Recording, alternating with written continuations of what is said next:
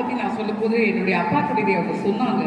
இருந்தாலும் நான் எழுதின கவிதைகள்ல எனக்கு ரொம்ப பிடிச்ச கவிதை, நான் எங்க அப்பா பத்தி இந்த கவிதையை சொல்லிட்டுமா? இன்னைக்கு சாருடைய பிறந்த நாள், அவருக்கு பிறந்த நாள் வாழ்த்துக்கள். ஜனா சாருடைய ரெக்வஸ்ட் படி அப்பா கவிதை. அப்பா அப்பான்னு தலைப்பெழுதி கவிதை எழுத உட்கார்ந்தா கண்ணெல்லாம் கலங்குது, கவிதை எங்க வருகுது. எனக்கு சின்ன வயசுல சின்ன அடி பட்டாலே நீ துடியா துடிப்ப, உனக்கு பெரிய அடியே பட்டாலும் அசால்ட்டா நீ நடப்ப.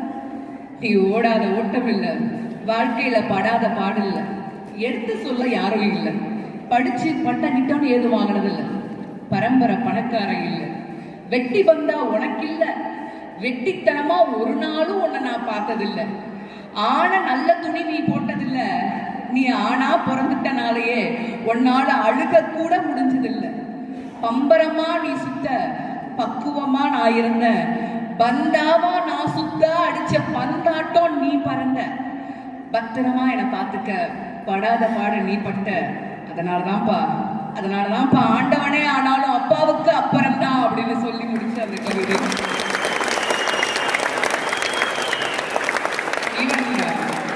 நம்முடைய சொந்தக்காரங்களே கூட இவனை